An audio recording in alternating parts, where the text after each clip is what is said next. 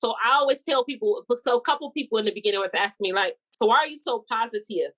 Why are you not mad because of the simple fact that you had the stroke? Why are you? And a lot of people have reached out to me. I'm mad. I'm this and that. You're always smiling. You're not mad.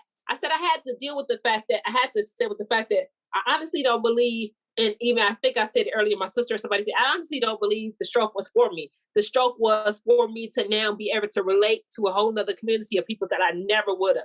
Because of the simple fact, yes, I was always in the health and fitness world, but in health and fitness world, everything I've done was in relation to where I am now. Health and fitness world, I was actually a chef, went to culinary school, had my own catering company, did all of these things, and everything works out in one. Nutritionist, I have a love for nutrition, supplements, things like that. So everything comes together. So I had all of these things, but it was like I didn't have this one piece to help these people that were less fortunate. This is the Recovery After Stroke podcast with Bill Gassiamas, helping you navigate recovery after stroke.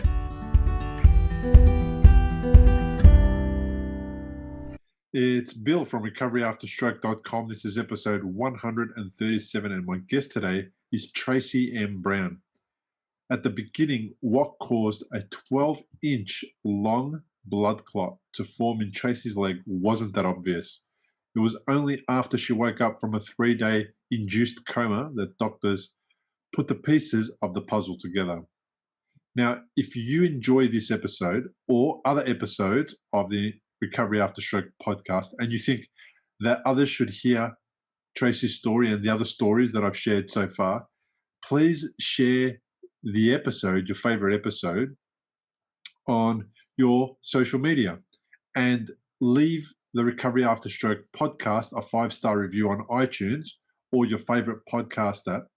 And if you're watching on YouTube, click the thumbs up button and subscribe to get notified of new episodes. This is going to make a massive difference in helping other people who are searching for stroke podcasts on iTunes or the internet or wherever it is that they go to find good quality content about stroke recovery. It's going to make it a whole bunch easier for them to find that type of information. So I would really appreciate you doing that for me. It would really make my day. Now, thank you so much for being here and listening. I really do enjoy making these episodes. They are so much fun. It is so nice to listen to a stroke survivor talk about their journey, where it started, how it evolved from being about surviving and overcoming and recovering to getting on with their life and moving forward. And for a lot of people, finding a future and something meaningful to come out of the stroke. This episode is no different, so please do enjoy. And now it's on with the show. Tracy Brown, welcome to the podcast. Thank you. Thank you for being here. I really appreciate it. Tell me a little bit about what happened to you. January 25th of 2019, traveling to California for a fitness expo. I passed out sometime in between there. So I actually made it to California, and one of the mornings actually get ready to go to the show, passed out, and boom. Wake up 3 days later, and they put me in a medical induced coma, but woke up 3 days later and say, oh, do you know what happened? No, I have no idea why I'm here. You had a stroke, and boom. So where were you headed to? What event? Shucks. Now I can't even think of the name of it. I don't know. One of those fitness shows in Lord have mercy, I can't think of the name of it. But It was a fitness show. So long story short, after they run a bunch of tests because I had no previous health issues, they had found out it came from trauma that happened in 2018 where I had 400 pounds dropped on my knee. So, I know it sounds excruciating, but the simple fact that I was a bodybuilder in the way I lived and did everything previous, it didn't kill me and I didn't break my knee. What happened was I ended up with 3 small tears in my knee, and it was 2 options. The surgeon was like, you get the surgery, it's going to hurt like hell, rehab it back. You rehab it back where the knee brace is going to hurt like hell. But he was based on how they were, the 3 tears were. His suggestion was how you work already. I think your body will heal better with just going ahead and doing the rehabilitation versus getting surgery to recover the tears. So we did the rehabilitation, wore knee brace for approximately 16 to 20 weeks. So that's what ended up finding out was in the process of we wearing that knee brace and rehabilitation must have formed a blood clot that we were unaware of. So when I went to California to travel, took the knee brace off and boom, this unknown blood clot traveled. And that's what caused the stroke. Ah, wow, man. So yes, So crazy. beyond crazy. Because it was even funny with talking to all the doctors and they're like, tell me about this, tell me about that. And I'm like, wait, you guys have me on 14 different pills to run my lipids. I am totally fine. I don't have any of these issues. No. When people have stroke, they have all these issues. So it was crazy that they literally just put you on all these things because you had a stroke. So once they ran the lipids, I will say they were like, oh, okay, now we got to run some more tests because we don't know why you're in here. And that's when they brought in some specialists and kind of figured it out. But needless to say, I was able to get off of everything. I'm like, yeah, I don't need it was a bunch of nonsense. They had me on everything you could think of.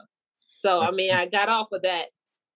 I was going to say, for somebody who is not as physically active as you, isn't paying attention to her health and wellness and her fitness and all of those things, for somebody who's not doing that, then it's probably likely that other lifestyle factors, so the opposite of what you're doing, is maybe causing them to be in a situation where cholesterol and high blood pressure and all those things are an issue, right? So medication makes sense, but they didn't obviously see your Instagram. They didn't know who Exactly. And you know what? It's funny you said that because once my family got there, they were like, let me show you who she is. And they were like, wait, that's why she looks like this. And they were like, well, I'm not sure why she's in here. We've been trying to figure out with running all these tests and we can't find anything. And they literally brought some specialist that does all this. I don't know. I took 1 million head tests and she goes, have you had any trauma in the body? And I've totally forgotten.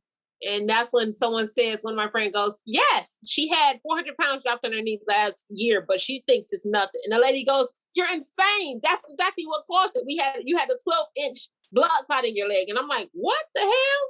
So boom, it went from, we have no idea how it happened to the trauma in your body in the leg, which caused it. 12-inch blood clot. Yes. Tracy, that's massive.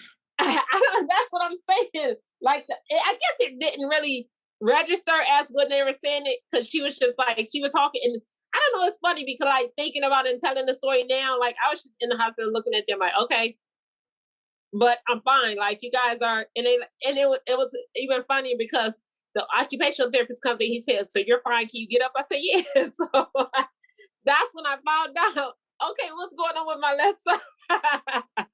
I will say, needless to say, I did stand up, but I didn't know that I would be off balance. So yeah, that's when I was like, okay, now we're talking about some issues happening here. So you seem, okay, so let's track back a little bit. 12 okay. inch, we know it's a 12-inch blood clot. We know that now. Yeah. You didn't know beforehand, but did you not have any signs or symptoms, anything? You were just, when I say absolutely nothing, I would say the only thing is when I say complete healthy, previous to that, I have one of my best friends, she's a nurse, and she goes, I do remember you saying a week before, like, have a random headache. And because I don't never have headaches, I didn't take anything. And she had remembered. She was like, you said it for about a week and a half, you had a headache. And I kept saying, well, maybe you need some sleep. But I just brushed it off like, yeah, it's weird. Have a weird headache. And the day before when we got to California, the day before I passed out, I was talking to her and she goes, hey, you still sound like your head hurt. I was like, yeah, it is weird. She was like, maybe you need to eat. And I still threw it off like, yeah, I think I just need to eat. It was a long plane ride. I think that's what's going on. I was like, I'll call you tomorrow. Let me eat and I'll go lay down. Still. So I guess that was my only symptoms was the headaches, but I threw it off as like, this is weird because I never get headaches, but I ignored it. So it wasn't any excruciating headache or any migraine. So, I mean, needless to say, after going through the stroke for a month straight, it was horrible with migraines, but I never even had them before. So that week and a half to 2 weeks previous, my girlfriend remembered that I said I had a headache, but it was just, I was brushing it off like, yeah, weird, had a headache. So that was a sign of me. Had this random headache trying to come about and knew nothing about it. Wow. So, that clot was in your knee or in your leg. And then Did it travel up, or did a portion of it travel up? What traveled up into the brain? What was it? So I don't know what portion. So it did basically. That's what. So I will explain on the plane ride. That was funny. So on the plane ride, I'm like, this plane ride sucks. Well, the weather was bad, and our plane ride ended up being rerouted for something because of weather. So instead of it being like a 4.5 hour, it was almost like a 6.5 hour plane ride. So again, me not having any health issues, not thinking of anything, I'm brushing everything off. Like, oh my gosh, I have this crazy migraine. Why do I feel like this? Talking to the stewardess, oh, you guys are just tired. The plane, everybody's having, and I'm still like, yeah. Then I go from my legs feel heavy. Literally, all of this is happening. My legs feel heavy. Okay, let me sit back. No, my legs feel like they're 200 pounds. So I literally went from sitting regular to turning upside down. So that's why I said it's funny, like thinking about all this. I did not know the guy next to me. He never said anything. I literally had my head in his lap and my feet up on it. And so thinking about it now, it's totally, I wish I knew this guy and wish he could, like, it's totally insane. But everybody was kind of like, we hate this plane ride. Like, we were on the longest plane ride ever. So the guy was kind of laid out doing one of these.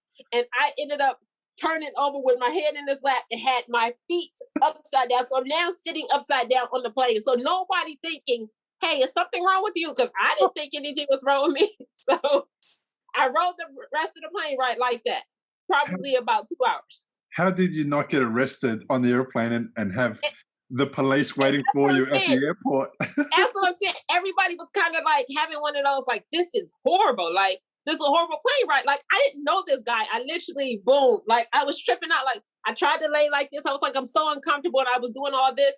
And something was like, oh my gosh, my legs feel like I literally went through the motion, like my legs feel like they're 200 pounds. I was like, I can't sit here. And I literally turned myself up, put the legs up in the chair, head in the guy's lap, and sat like that. It was still weird. I got off the plane, because it didn't happen till the next day. I got off the plane, going to get a rental car, and I'm still like, yo, still just brushing it off. It's really crazy how I completely ignored everything. I'm like, I'm still feeling a little off, but whatever.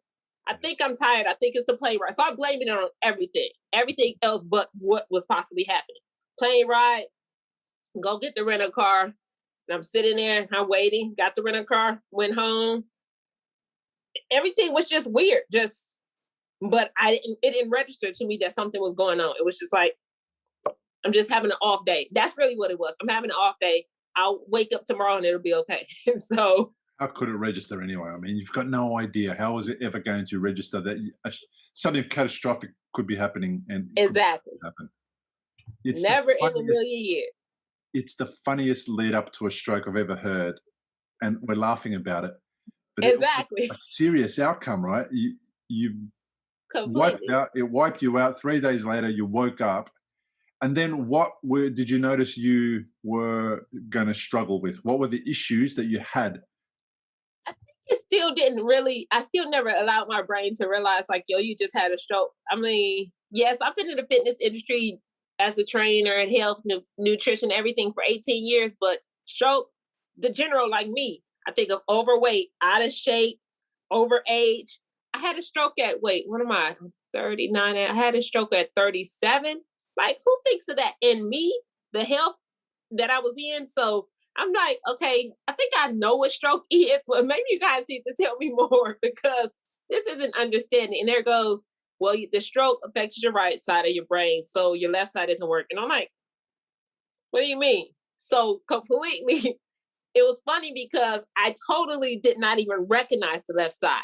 And so they were telling me this, but I don't know why it still never registered. But I remember one particular time I must have fallen asleep and I woke back up. Nobody was paying attention to me. And I woke up and I freaked out.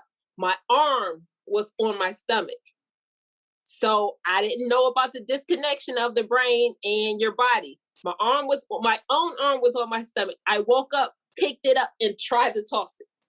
So going through all that, I caused a whole nother issue with my shoulder, because I literally woke up like, what is this? And it kind of freaked me out. Like, what is this on me? I picked my arm up and swung it completely to the other side. So for months, I had this. They had to give me a shot, and they had this horrible scapular issue that I guess I must have threw it out or somehow. Like, I had to sleep on my right with pillows behind me, because anytime I would try to lay back, my arm would completely be behind me. I completely tossed it. So I had the weirdest things going on with just me not recognizing the body. But at the same time, I'm not one of those people that like to sit down or do anything. So I was driving them crazy too because I kept trying to get up and they're like, ma'am, you can't walk. Hello, give me a chance. Yes, I can. Get me out of this bed. Like to sit down. I still to this day, I'm not a person that I can sit still. Like I'm always moving about or doing anything. So sitting in the bed and things like that, I was driving them crazy, but they were driving me crazy because I'm like, hello, somebody get me up. All I know how to do is work out. Somebody get me up and work out. So eventually they got me two wonderful therapists, OT and his assistant came in and they were like, oh, we heard she likes to work out. Yes, I do. Let's work out 24/7 because this sitting in this bed is driving me insane. So I would say I ended up at Keck Hospital, had wonderful therapists there, and then they transferred me to Casa Colina in Pomona, California. So that was about an hour and a half away from LA. So that there I was there, I think 2 months at that in-home rehabilitation center, which they were excellent. I mean, when I say excellent, around the clock, I had OT, PT, and speech therapy. When I say, and it was funny because they got the message from the hospital, like, this girl's a riot. She likes to get up and work out. She's not going to sit in the chair. So when I finally met my PT person, she was like, oh, I keep hearing that you're complaining because the workout's too easy and they're not giving you anything to do. So I'm like, yeah. So they sent me this one girl, which is funny because I still keep in contact with her via social media. And she goes, I heard you keep telling everybody, let you walk. Yeah, I keep telling everybody, let me walk. She pushes me out of the wheelchair and says, go. And I'm standing there like, is she crazy? Because I thought I could, but not knowing that I never took my first step. I was like, I guess I don't know how to walk. So eventually I started taking a step, but I was moving too slow and her hand stayed on my back, like, go, go. And she just literally kept pushing me. But when I say I absolutely loved her, it was Teresa. That's how she started my therapy, like, get up and go. And I was like, good, that's exactly what I needed. If you've had a stroke and you're in recovery, you'll know what a scary and confusing time it can be. You're likely to have a lot of questions going through your mind. Like, how long will it take to recover? Will I actually recover? What things should I avoid in case I make matters worse? Doctors will explain things, but obviously you've never had a stroke before. You probably don't know what questions to ask. If this is you, you may be missing out on doing things that could help speed up your recovery.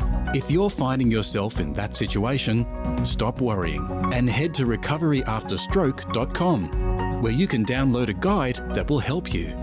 It's called 7 Questions to Ask Your Doctor About Your Stroke. These 7 questions are the ones Bill wished he'd asked when he was recovering from a stroke. They'll not only help you better understand your condition, they'll help you take a more active role in your recovery. Head to the website now, recoveryafterstroke.com, and download the guide. It's free. It's lovely. She kind of figured out the kind of person that you are. Yeah. And she just ran with what was going to be perfect for you. And the other people are going, how are we going to contain this person from getting up and injuring herself more, and the risks and all the stuff that's associated with not being able to walk after a stroke? Because I was 37 when I had a stroke. I woke up from surgery and my left side was gone as well. And when I tried to get out of bed, I wasn't a gym person like you, no chance about that. Yeah. But when I tried to get out of bed to go to the toilet for the first time, I came out on my left side, I stepped down with my left foot, and of course my left foot doesn't work. Oh, yes. Out of surgery, like not even 24 hours out of surgery, I ended up on the ground in the hospital screaming because I fell straight away. The first thing I ever did was fall out of bed. So that's what they were trying to avoid with you. They were trying to avoid injuring you somewhere else, you know. So how was that first step? What did it feel like? For me, when I did it, it felt like my foot wasn't even there. Although it was on the ground, I could see it. It didn't feel like it was there, and there was nothing coming back. So what was it like for you? Oh, it was weird because it's like, you think you should know how to do this, but it was like, I'm trying to move, but I'm really not moving. So Mhm. it was really like, actually, like you said, your foot wasn't there, but it was almost like I wasn't there. Like, wait, what the hell is going on? Like, I'm moving and I'm telling myself I could do it. And that's what she was like. Well, another thing they said, they were like, the funny thing is about the place where I had my stroke, I forgot where, but they said that particular area was one of those places that make you get up and make sudden movements. And my sister, when she came, she was like, oh, that's not good because she's always been one of those people. So they said, now you're working with somebody that has it twice. Her stroke hit her there, and she was naturally that person that just jumps up without thinking. So it Right. was like, me to do it, it's like, hello, I know I'm supposed to do it. So I would try to do things without thought. And then my body would react. And then sometimes it would react and sometimes it wouldn't. So it was good that I had those therapists there that pushed me like, no, you said you could do it. So get up and do it. You don't get to stop. You don't get to run, do it all. And I'm like, run. First of all, that was the weirdest thing ever. I didn't think I would ever like it felt when I say absolutely insane Yeah. to run, you're only using one side of your body and the other side isn't like in your head is moving. And even still to this day, even though everything works, if I don't pump that arm correctly, everybody I'll ask people around me like, hey, was I moving? They're like, no, it was just sitting there. I'm like, what do you mean it was sitting there? So imagine the first few steps and somebody tells you run and walking. Oh, and another thing was before I learned how to run, the skipping was crazy. I'm like, everybody knows how to skip. No, I could not skip. Oh my gosh, I think that was so hard to skip. Mm. So all of those things, it really was. I guess it was like my mind was there, but then my mind wasn't because I'm like, is this really happening to me? Like, how am I supposed to move from out of this place? So it was totally weird. You were physically fit. I imagine, you could run for a long time and you could pump iron and you could do all those things. How exhausting, though, was it when you were trying to think about walking and think about running? Did you find yourself being in this weird state of fatigue and tiredness? And I imagine much quicker than normally, than you would fatigue normally. Yes, definitely. But I did, but at the same time, like, because like I said, I still never allowed my brain to say, yo, you can't do this. My mind was still fighting with the reality of what was happening. Like, you can do it. So even they would be like, hey, I think you need a break. No, I don't. I think you need a break. You don't want to sit down. I was just one of those people like, no, I don't need to sit down. I need to keep going. And they're like, well, we've been moving for X amount of time. And I'm like, I'm fine. So I don't know. It was just, I constantly kept fighting my brain and my mind, like, go, go, go, move, move, move. You want to get up out of here. You know what you used to look like. You know what's happening. Mm. Because everything was hitting me. Like, the more I laid in bed, like, I'm losing it. I couldn't, by this time, I'm in there about a month. I couldn't fit any of my clothes. I lean mass had completely eaten everything I had. So went from, I don't know, it was like I went from going in the hospital, I was probably 160 to about 110 in a matter of like a month. It was insane. But it was just how the muscle works because another thing, I wasn't eating, didn't have anything to fuel it. And then when you're not physically moving your body, everything was just depleting. Use it or lose it. Yeah. So I don't know. I would say my case is pretty weird, but it was cool at the same time because everybody kept saying it was weird because I kept trying to push myself. And then it was funny. They started using me as, they had all these new machines and new things they were using, like neurological machines from just robotic type things. So they were like, hey, we have this new thing coming in. They asked us, would you have anybody that thinks could take the pain or take whatever? And then everybody goes, yeah, we have somebody that's pretty crazy. Like, so they were trying me on all these weird things. And I would say one thing in particular was, I mean, pretty doggone painful because they would turn up the dial with this electricity going through the body to try to get it to move. But at the same time, my body was reacting to it. They were like, wow, like you're actually taking that pain because my thought process was, this is how it feels when you work out. So yeah, I can take the pain. So it was just like, keep it coming. So I don't know. It was definitely weird. Threshold for pain would have been larger than the average person who hasn't Yeah. pushed through that ninth or 10th rep, on the third or fourth set. Not many people know what that's like, how painful it is, and how you've got to do the mind over matter thing. You've got to tell the body, just forget about it. It's just pain. Just move on. Like, don't worry about it. Yes. Your approach up until your stroke, so you're 37 years old, you're in fitness for 20 years. Do you think that training has held you in good stead for the type of recovery you've had and the type of effort that you're able to put into rehabilitation, because you're talking about rehabilitation like nobody I've ever spoken to before. And I've done 137 episodes. Nobody has spoken to me about rehabilitation like you.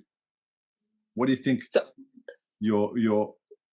what do you think all those things that you did for 20 odd years beforehand helped you with? Oh, it definitely did. Like, so my motto previous to this was make it a lifestyle. And that make it a lifestyle is in relation to anything that you do. Anything that you do, make it a lifestyle, make it work for you. So yes, my level of fitness may not be your level of fitness, but figure out what it is for your level and what's going to help you get to the next level. So my mind state was always there as, guess what? This is my lifestyle. My lifestyle previous to this was this. I know how to get up. I know how to make things happen. It's mind over matter. So that's just the life that I've always lived. Mind over matter. You can get up and make it happen. Get up and make it done. You want your body to do this. Your mind, once you get your mind to that state to say, hey, I can do this, that mind is stronger than the body at times, because, and that's what they kept saying, like, we understand what you're saying because your mind is telling you to do it, but we got to get your body to catch up. So I had to actually start, because I was trying to do so much, and I appreciate the therapists because they would really try to figure out, like, hey, she's a different type of person.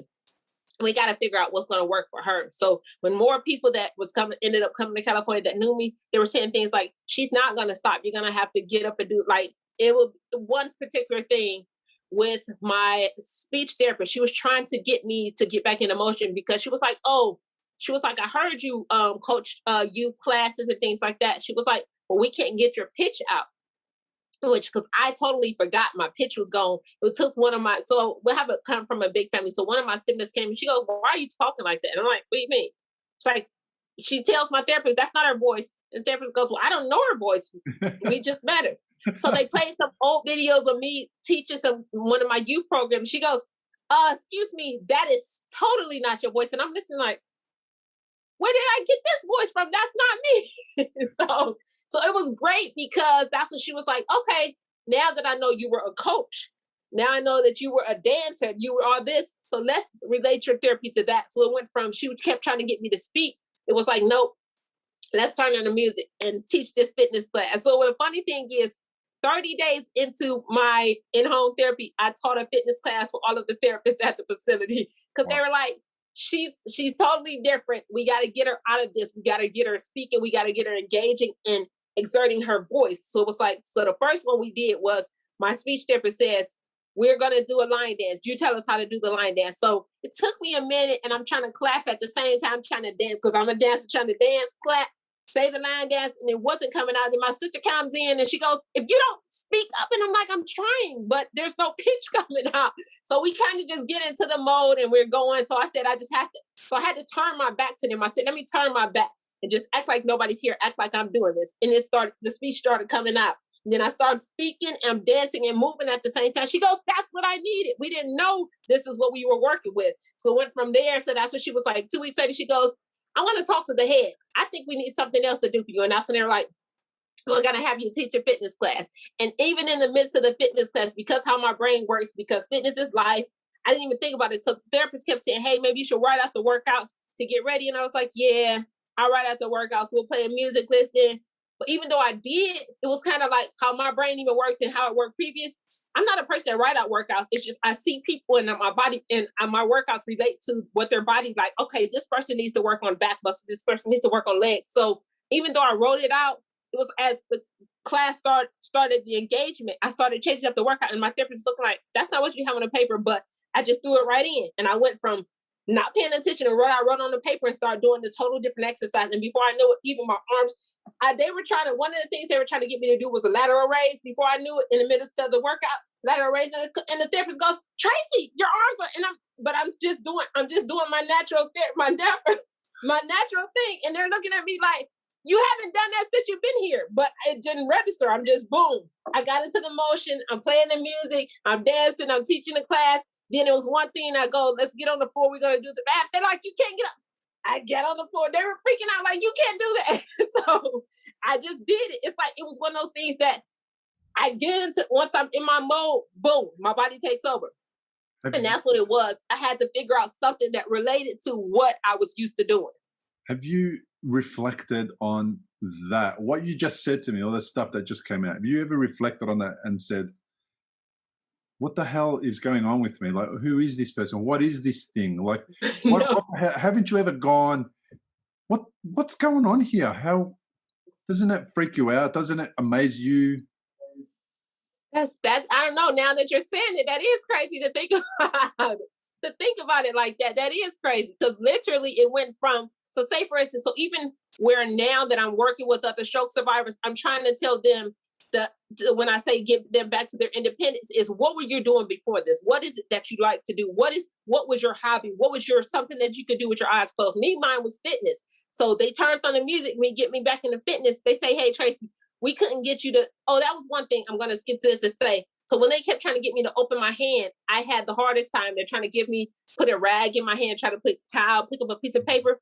Guess what my hand opened to? They grabbed the weight and put it in my hand. My hand said, boom. I picked up the weight and lifted up. It was insane.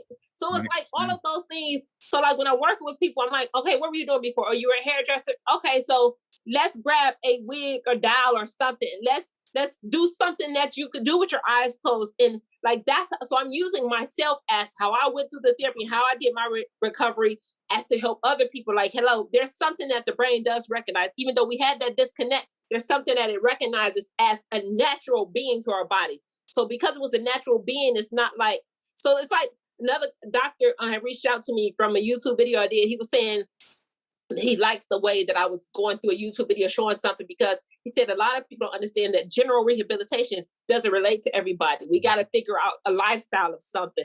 And hey, this relates to you, this relates to you. So you tell a person general therapy, hey, do this, open the finger, lift the toe, we can't do something else that's going to get them, because that's what I had to understand for myself, because we had to disconnect with the brain. That's why everybody can't do general therapy. We still have to disconnect with the brain. We have to figure out another way that's not general therapy, that our brain, somewhere along that thought process that happened before, somewhere in our life, that we can relate to say, hey, I know what you're trying to do as far as the therapy move. I don't know that I can do that, but I know I could do this because I used to do this. Like I used to pick up weights. So you're telling me to open up the hand, let the whatever fifth digit of your hand do X, Y, Z. Yeah, my brain ain't relating to that right now, but pick up that weight. Guess what? Boom, my brain relates to that. So it's I don't know the correct way to explain it, but it just works like that. So the general therapy was not necessarily my friend. It was, hey, let's take you outside of the box. If you would, like I kept telling the girl, if you take me to the gym, I heard you guys have a gym, take me to the gym, I guarantee you I can pick up a weight. And eventually she got tired. It's like, okay, let's go over here because I don't know what else to do for you. So I think it's about what motivates people, isn't it? Because I did get asked, what do I want to do when I was doing out of hospital rehabilitation? And basically what I wanted to do, one of the things was to run again, but not to run marathons. It was just to run across the road from a car, that type of thing. But yeah. When I got asked, I felt really good about being asked. That's it good. was way different than being told what to do. So I think what you're talking about is the opportunity for you to do what motivates you anyway, and what you love is going to have a bigger impact than if I told you, okay, Trace, I know you like to lift weights, but you don't like to ride a bike. We're going to focus on bike riding today. And you go, well, what are you talking about? Why would I ride a bike? I don't like riding a bike. It doesn't benefit me. I hate riding a bike. Why are we doing this? Most people would do it because the therapist asked them to or said so. Exactly. They would hate every minute of it. And if you're trying to rehabilitate yourself and you're hating every minute of the rehabilitation, it's not going to have that beneficial effect that we want from rehabilitation. Mm-hmm. So it That's sounds so like true. that's what the lesson is for you. And now applying that to the hairdresser who, has cut hair or loves fixing hair or doing things to hair, that is a really good way to really get them motivated. Yes. To do the things that they need to do, because they're not thinking about the rehabilitation. They're thinking about cutting hair. Okay, I'm going to cut hair. The problem with hairdressing is getting a victim in front of them who's prepared to have the hair messed up by somebody who can't use the scissors yet. It's funny because the young lady I'm talking about, her daughter, she has a teenager daughter, and I said, "Hey, can you let her?" She goes, "No." I said, I said, "But you have a lot of hair. At least just let her do something." She goes, "No, yeah, I'm not going to do that." I said, "Well, then that's when she has to go to get a wig, get her a wig stand, let her stand there and do her thing." I said, "But she's been your hairdresser for the 16 years of your life, so you're not gonna let her do your hair." She's like, "No, right now." Too dangerous. Yeah. And But I mean, in relation, like that's honestly, I think that works for so many people as to figuring out instead of because we wreck our brains trying to see like why can't the hand open? We don't know why the hand doesn't open, and we have to go back to the whole mode of. And I always tell people, even with myself, I had to go back to the mode of infant. They never knew how to open their hand. They never knew how to pick up a bottle or anything. So over time, they trained themselves by trying, by reaching and grabbing, and that's what happens. That's the same thing with us after our recovery coming out of a post-stroke. We have to do the same thing an infant does. Try to pick it up. Oh, I missed it. Try it again. I missed it. Try it again. So eventually, after those 30 or 50, 100 misses, eventually your hand is going to open up and you'll be able to grab that bottle. The same thing, that's how the infants learn, like to hold their own bottle. We have to keep trying these things. But what the problem is, us as adults that are having these strokes, we're like, why do I have to relearn how to pick up a bottle? Like it's like we know we should because it doesn't work anymore, but it's almost just like it becomes tedious that it's like, why do I have to keep doing this? Why can't it just work? Like, why do I have to do facial exercise and make all these funny faces to get my lips to be even? So all of these things that which an infant has no choice. That's a part of their process of living. Where us as adults, once we went through this, the issue is with us becoming, what is the word I'm trying to, becoming, I don't know, with us accepting our new norm to say, hey, this is where we are now. Yeah. And unfortunately, we got to take 10 steps back to do all of these things that we did as infants to get ourselves better. Yeah. So I believe that's the fight that we deal with is, I know I need to be doing these hand exercises a million times, but I don't feel like I wish my hand could work. And we might get to the point that I don't feel like it because yes, the fine motor skills are not 100%, but I can pick up, I can do X, Y, Z that I need to. So we kind of push that to the wayside. And I honestly believe, and I'm just thinking from my experiences, because we still have that, like, why the heck, why? I don't want to have to do this all the time. But in reality, we have to do it in order for it to work. It's weird. The repetition. It's the training, isn't it? It's yes. The training, the stuff that, the fundamentals, it's the the foundry blocks or whatever they're called, the foundation blocks. It's stuff that you must do because that does create a rewiring in the head. And if you Correct. do that and you're really good at doing that, then the other things may come, right? Do you find Correct. yourself, you look like somebody who would have been able to push themselves, and as a result of pushing yourself, you achieved great things in your sport. Do you find yourself comparing, oh, I used to be able to do this and now I can Oh, hell yeah. that. Yeah, I do. And it bothers me. So I'm one of those people, but I'll still do it.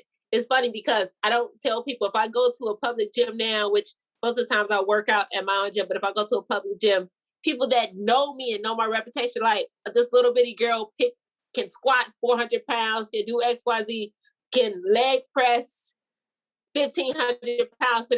Some people look at me that haven't seen me in a while, especially since we just coming out of quarantine, look like, why is she moving that slow when she picks up this 45-pound plate? So it's funny. Just the other day, this big gym guy goes, if you want me to pick the weights up, I can.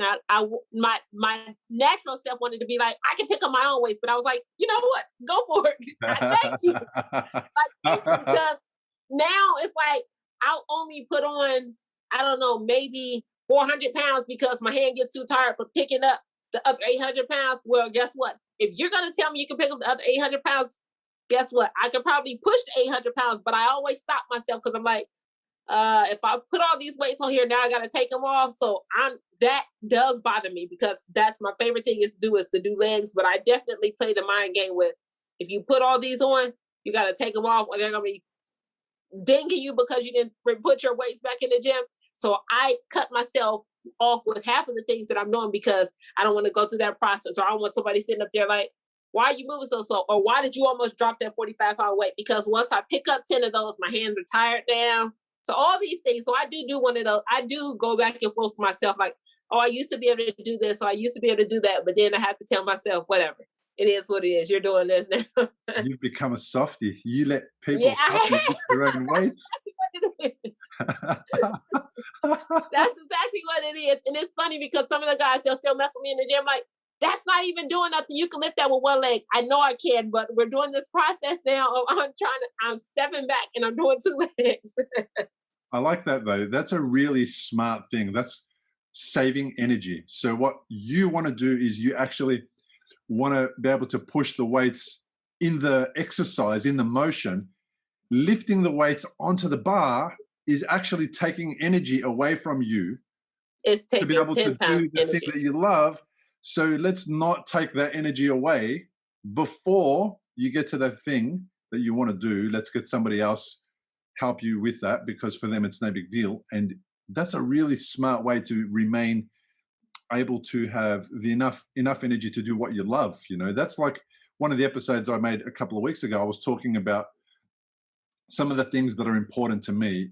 For example, if I'm at home or I'm not working one day, is that at the end of the day, dinner is ready for the family. My wife might come home from work at 6:30 in the evening. The kids come home a bit sooner. Now, my kids are adults, but they're still my kids, right? Yes. And it's really important for me to have a meal ready so that we can sit down and eat together.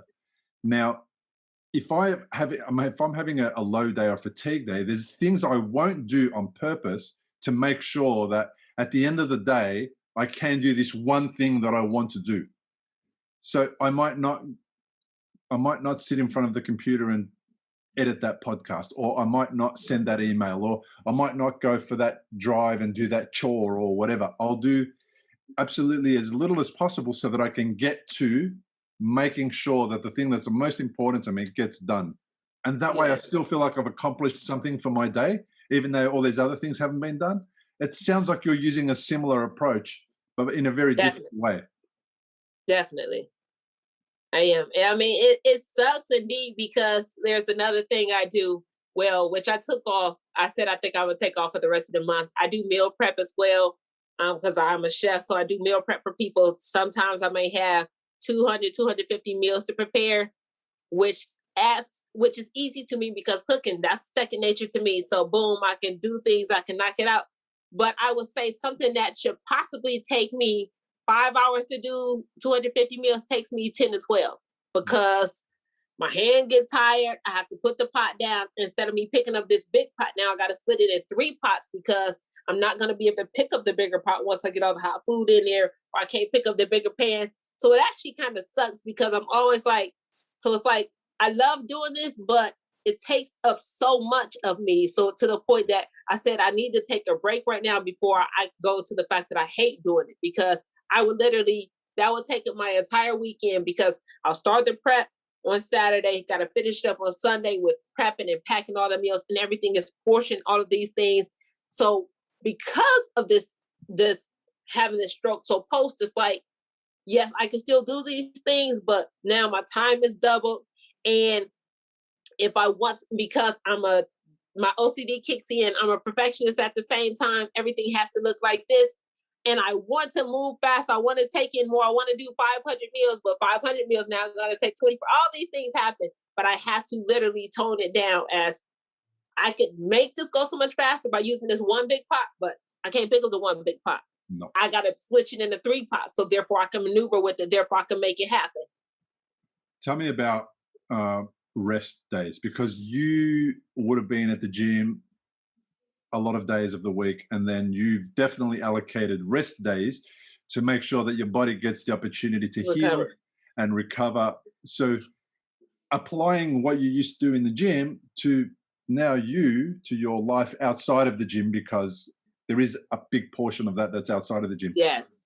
How do you apply your rest day, and how do you know you need to rest when you're at home, and when you want to cook 300 meals and you decide I'm not going to cook them? Like, how do you know? The craziest, I honestly almost don't know. I think my body just shuts itself down.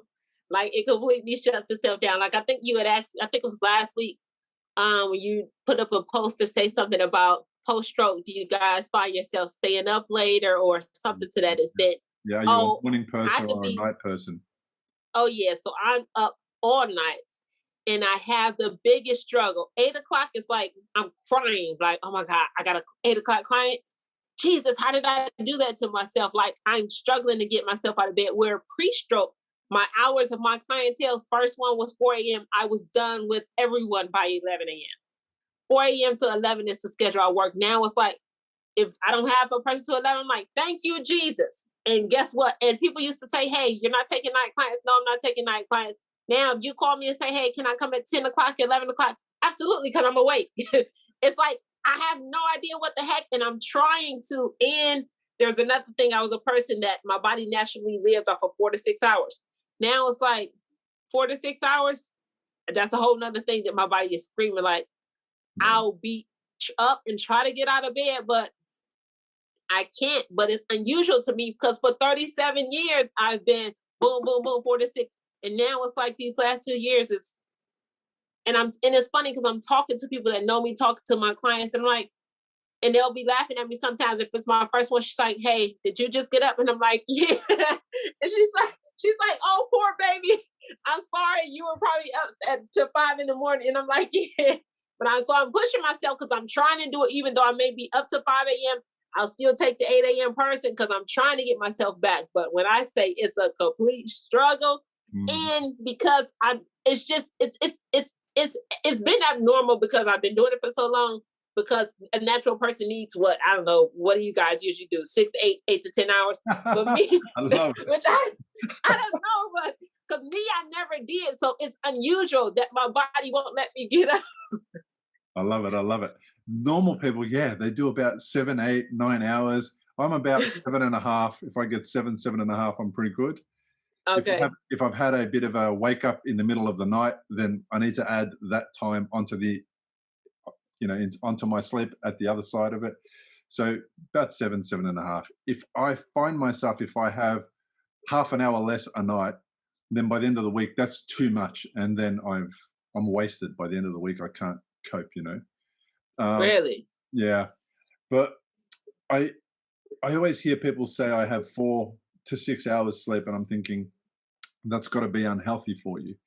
But obviously there's a extreme. There's there's the normal, there's the middle of the range where most people sit, and then there's the extreme, the ones that need way more, and then the ones that need a little bit less, and it's fine.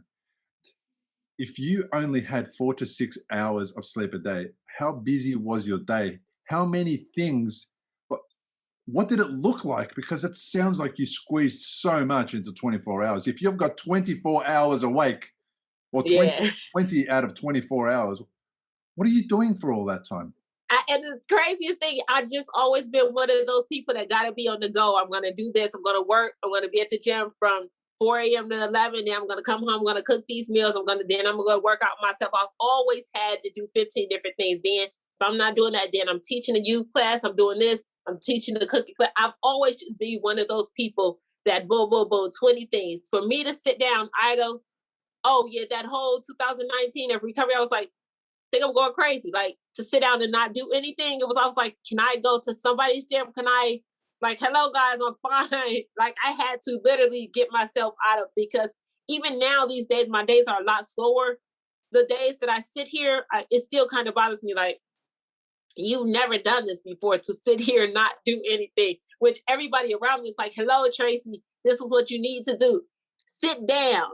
And it's funny because they'll say, God set you down because you never would sit down. So everyone keeps saying, I don't care what you say. And we're thankful that you're okay, but your stroke was not for you. It was because God said, you won't listen to me. I keep telling you to sit down and you won't sit down. Everyone around me says it. And I get it. I get it because I don't really like spending time doing nothing or just watching TV or anything like that. I don't really enjoy it. It does bother me. But some days that's all I have to do. I can't do the opposite. I can't push through. Even Tracy, do you have days where you're just wiped out and you must do nothing? Have you had at least? I do have those days, and it drives me insane because I don't think it's normal. it drives me insane. I'm like, oh my gosh, that was horrible. I did nothing today. But literally, hello, I couldn't if I wanted to because my body said goodbye. Yeah. You think you're gonna get up and do it, and you can't do it. Okay. So I do have to, and it's funny. I have them more than often. It's like, why is this another day? And I call myself trying to test myself. I think it was last week. Regardless of the fact that what time I go to sleep, I still wake up probably right about 4:45, 5 a.m. to go to the bathroom all the time. So I said, this time, if I wake up, I'm getting up and I'm going to the gym. I'm not letting myself go to sleep. But I was so proud of myself that I got up and went to the gym. Even though I moved, it was ridiculous because I stayed up at 4:45. However slow I was moving, I didn't get to the gym at 6:30. So I was still happy, like, wow, I got to the gym at 6:30, had energy, did a workout, went throughout the rest of the day. 2 days straight, I was wiped. I'm like, what the heck? How is that possible? Because I got up that one day at 5:30 and went go back to sleep. I was wiped out for 2 days. Like, I was like, oh gosh, yeah, I guess my body can't take it. And So I had literally, I think that was last week. I was like, I just gotta stuff with the fact that I just can't do it. and you're proud of yourself that you got up, and I love that you pushed yourself and you got up. You learned something though, didn't you? You learned that that's probably not the right thing for me at the moment. No, it's not. Definitely. Because when I say I was so happy, like, oh, this is good. That means I can get up. When I say no, 2 days in a row, I was like, oh my gosh, I have no energy. Oh my gosh, I can't get up. And I was like, yeah, that's not good. I can't do that. And then, Because to have one good day and then 2 days of nothing, that ain't gonna work. yeah, that's it. That's it. It's like I'm gonna take the enjoyment out of that day that I did get up, and I'm gonna Exactly. have 2 days on my back. And that's what planning about what you want to do is. Like, if it's important for you to get to the gym, sure, just get there, so that when you're recuperating, you're only recuperating for half a day or even 8 hours, not for 48 hours. Yes. I know that I went back to the gym just before all the COVID lockdowns in Australia and all the crazy stuff, and gyms were shut. I went back to the gym literally for half an hour on a Saturday morning, and that's it.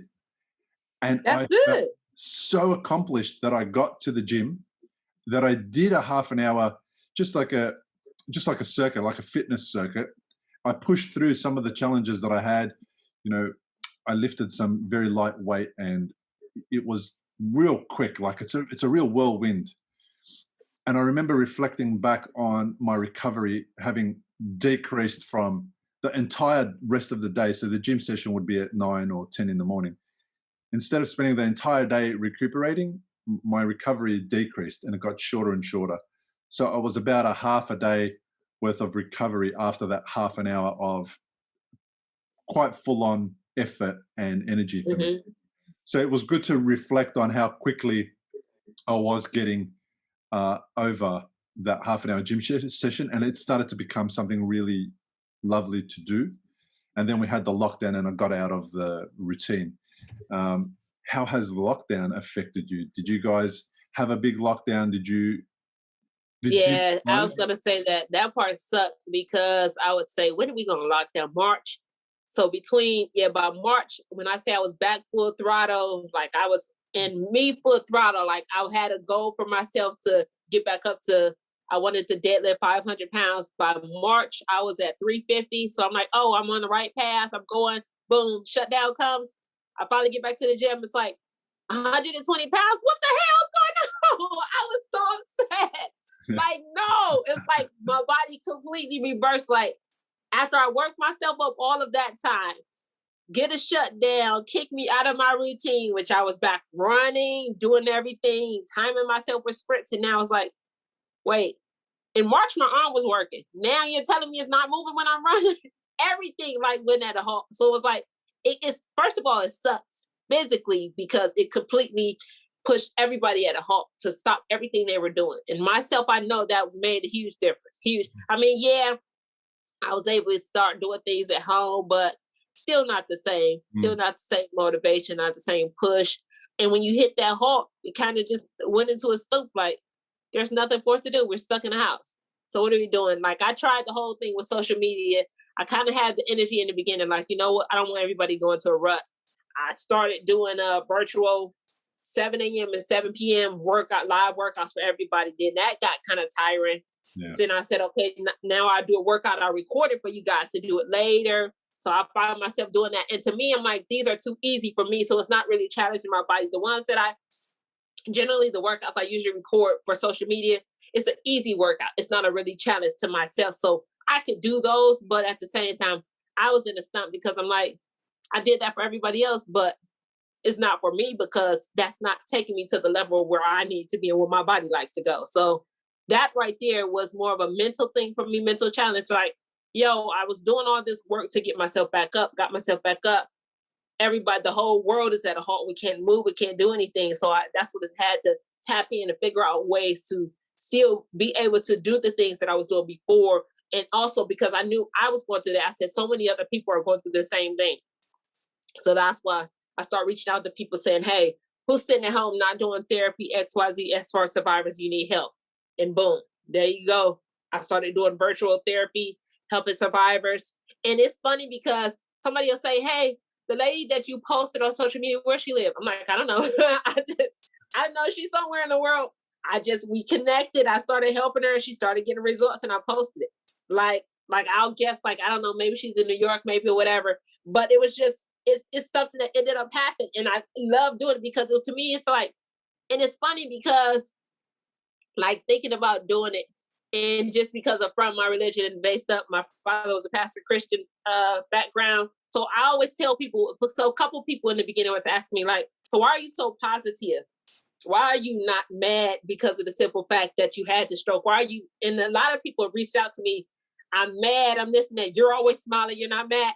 I said I had to deal with the fact that I honestly don't believe, and even I think I said it earlier, my sister or somebody said, I honestly don't believe the stroke was for me. The stroke was for me to now be able to relate to a whole nother community of people that I never would have. Because of the simple fact, yes, I was always in the health and fitness world, but in health and fitness world, everything I've done was in relation to where I am now. Health and fitness world, I was actually a chef, went to culinary school, had my own catering company, did all of these things, and everything works out in one. Nutritionist, I have a love for nutrition, supplements, things like that. So everything comes together. So I had all of these things, but it was like I didn't have this one piece to help these people that were less fortunate. And the less fortunate because of the disconnect they have with their brain, but less fortunate as they don't have the will and the drive to be able to do these things. And also the less fortunate being because they don't have the knowledge to do these things. Okay, I had the knowledge. I sleep, I eat, drink, and sleep fitness. It's to me, it's like how I tell people, they're like, how do you think of that workout? I don't even think some of the stuff I do, I don't think it's names for. I just love doing it. So I know how the body works. I know how it moves. I'm one of those hands-on people, fitness, all those type of things that I can look at a person and say, hey, let's try this. I may not know exactly what the term is called, but let's try this. And then you say, oh, it does work. I just always work like that. Even with, it's funny when I really, now that I'm talking, even in relation to cooking, people say, hey, you got a recipe? No. Well, how did you cook it? I don't know. I just threw some things together. But then even going back, I bartended for 15 years. They'll come to me and say, hey, what's that drink you just made? I don't know. So I've always operated like that. I don't know. I figured out what this one particular thing tastes like, and my brain just says, hey, calculate, boom, boom, boom. These things go together, make it. And they would come back to me and say, can you do it again? I think I can, but I have no idea what it was called. I don't know the recipe or anything. I just made it happen. So it's funny. It's really funny because how I'm saying these things, it's in relation to everything I've always done, from my fitness to cooking to bartending. I really don't know. It's just how my brain works to put these things together. And at the end of the day, it works. So the same thing that's happening with this fitness in relation to, yes, I had the fitness, I had the nutrition, the background. Now the Lord said, hey, I'm going to put you through the process of having a stroke so you can now have a different understanding. You knew how to put all these things together, but having the stroke and actually going through this. So I always tell people it's a difference as a doctor to say, oh yeah, I studied this, this is how you should react. But until the doctor actually went through this, yeah, you're the neurologist, so you understand that. But you did not physically go through this. You did not have to relearn how to move your fingers, make your mouth work, make your talk speak, all of these things. They have to think about and have your brain process all these things. So yes, you know that part, but you don't know this part that we went through. So it was like, I knew all of that, but the Lord was saying, you don't know this part. So now actually having you go through this, gives you another thing that you can use to help people and it does give me a better understanding as when I'm looking at people and I see them struggling as I'm trying to show them an exercise with moving the finger. I have the patience for them.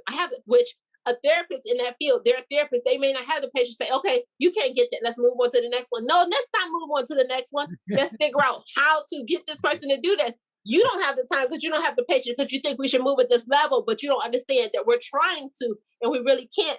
So it's I don't know, it's just weird because I honestly think, okay, boom, now that I have this, I went to this with you. And so when I work with people on the phone, I have one lady, she's like, I'm so frustrated. You're frustrated for what? I was frustrated too, but I understand why you're frustrated. We're going to be frustrated together until we get it. So your frustration, I'm totally fine with your frustration. Your frustration is going to help you get your body to the next level. Because if you were frustrated and I didn't know where you were coming from with your frustration, I wouldn't be able to help you because I know where you're coming from your frustration. I'm going to talk you through this and I'm going to work with you until we can get ourselves out of this mental frustration to help our body physically get to the next level.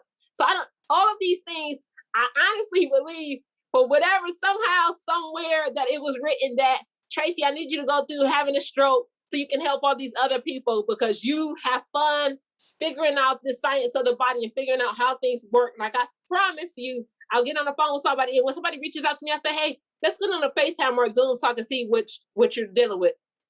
And I get people all the time, whether this might be your hand or wrist, and literally I'm looking at them and I'm trying the things and I'm like, hey, try this. And over time, it's like, I may shock myself, but I'm like, oh, it actually does work. But it's just the process of figuring things out and how the body works, how the mind works, and just trying it out, figure it out, and make it, and it works. I don't know, it works at the end of the day.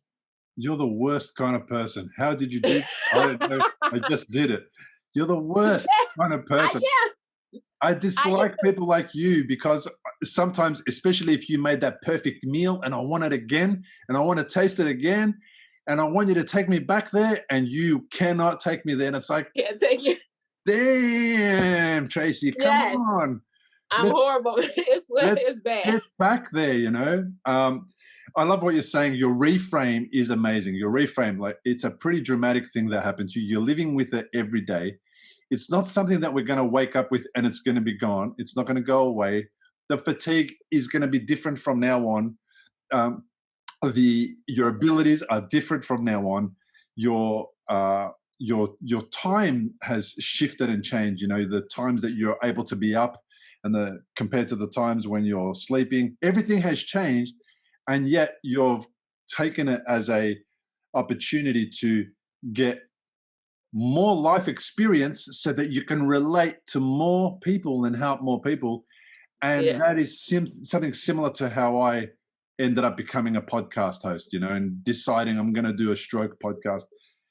The guy before stroke had no idea what a podcast was and would never have bought a microphone and put himself out there and made an effort to meet people from all around the planet and learn all these amazing things from my 137 guests so far, and then put it out there and create something that is actually making a difference in the world. And also, I found that it's honed my purpose and it's grown my passion.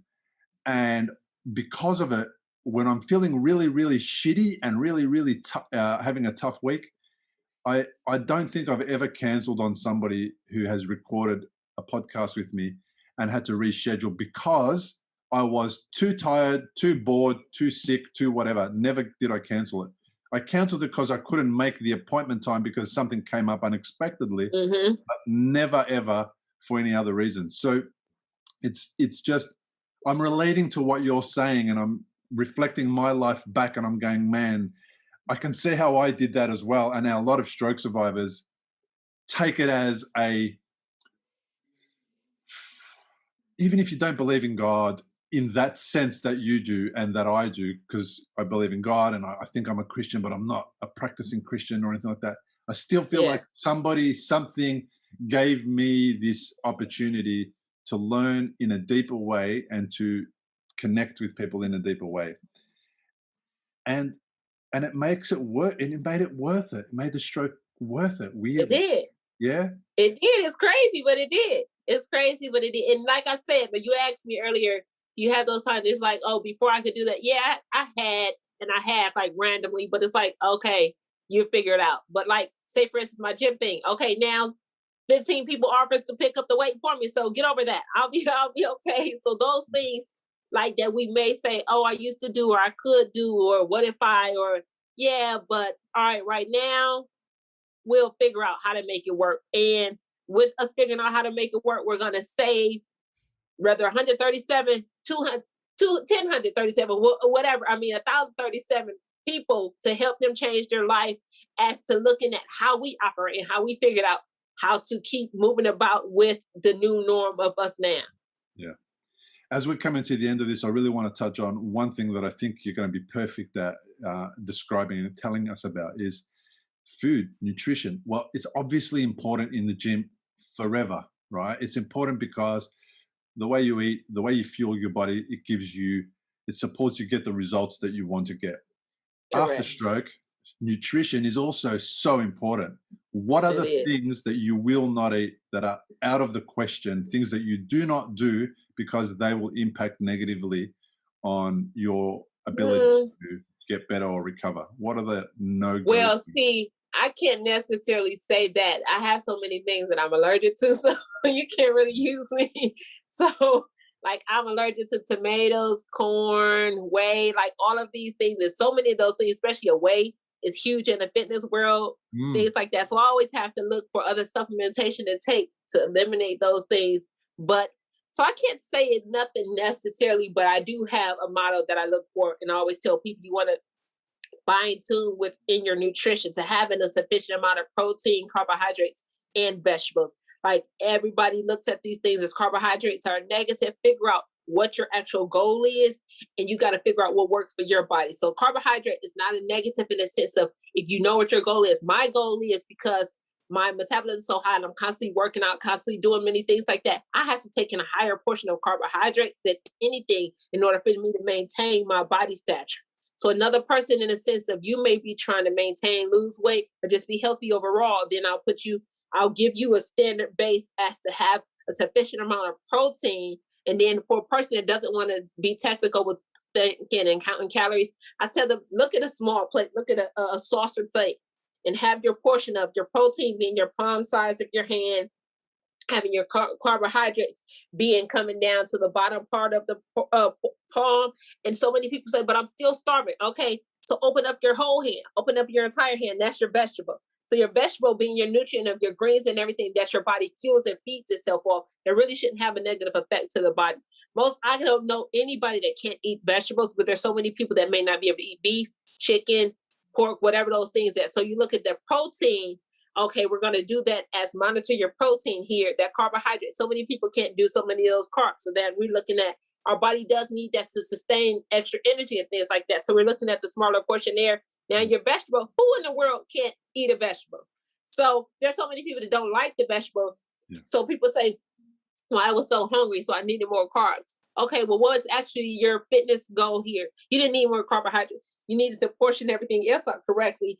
And instead of a lot of people do this thing where it was funny because somebody just said it to me the other day. I'm not sure why I'm not losing weight. I do good. I eat one good meal a day and keep going. Hello, the metabolism does not work like that. You're eating your one good meal a day. It's like your body saying you're not feeding me at all because your body does not know and cannot recognize when the next time you're going to feed them. So what they do is they take that one meal, hold on to that and say, hey, I don't know when the next time you're going to feed me. So instead of your metabolism working up to say, hey, you're going to feed me at 10 o'clock, you're going to feed me again at 1 o'clock, you're going to feed me again at 5 o'clock. And how the metabolism works is it revs up to say, you're going to feed me at 10. I got to rev up and get rid of this energy so I could take in this fuel because you're going to feed me again at 1. Then you're going to feed me again at 5. I got to rev this up, get rid of this energy to take in this meal at 5. So that right there is helping the metabolism, where this other person that thinks my one good meal a day is going to help me. And I should know your body says, I don't know when you're going to feed me. So your body is holding on to that and your body stores that and then now turns into fat because it's feeding off of that for 24, 16 hours based on how long you go without feeding your body a meal. So really I can't really use myself because, and I'm just as natural. It's easy for me to think about fitness. So everybody is different, but with anybody out there, just do a moderate amount of carbohydrate, protein, and vegetable. And whatever your goal is, as far as for your body goes, just try to do that. Eliminate a bunch of processed food, especially if you are a person that had health issues with stroke. high blood pressure, sodium, salt, things like that, you definitely want to keep that under control. Stay away from your processed foods and things like that that are not natural to the body. And then another tip could be something I always tell people a good thing to look at when you're looking at serving size. People say, oh, I did good. This only had 6 grams of sugar in it. But how many servings did you eat? Because that's 6 grams of sugar per one serving. And that one server probably was 4. You ate 24. So now you have 6 times 24. So things like that people don't take into consideration. That's nutritional facts they give you in the back is per serving. So when you're doing something that's already processed or packaged like that, that's how you can pay attention. Just being aware of the things that you're putting in your body that are natural and that are not needed. Eat fresh. Eat what's in the grocery store, in the fruit and veg section, in the cabinet. Yeah, it's the outside. It's the outer. So the thing we used to, and that's funny. I used to do grocery store tours for people. So grocery store tours to teach them the correct way to shop. And we literally stayed around the outer edge. So the best way to shop is the outside, going through them aisles. That's when you have all your processed foods and things like that that are not natural to the body. And most people don't pay attention to how they take their consumption. And that's when they end up having the issues. Yeah.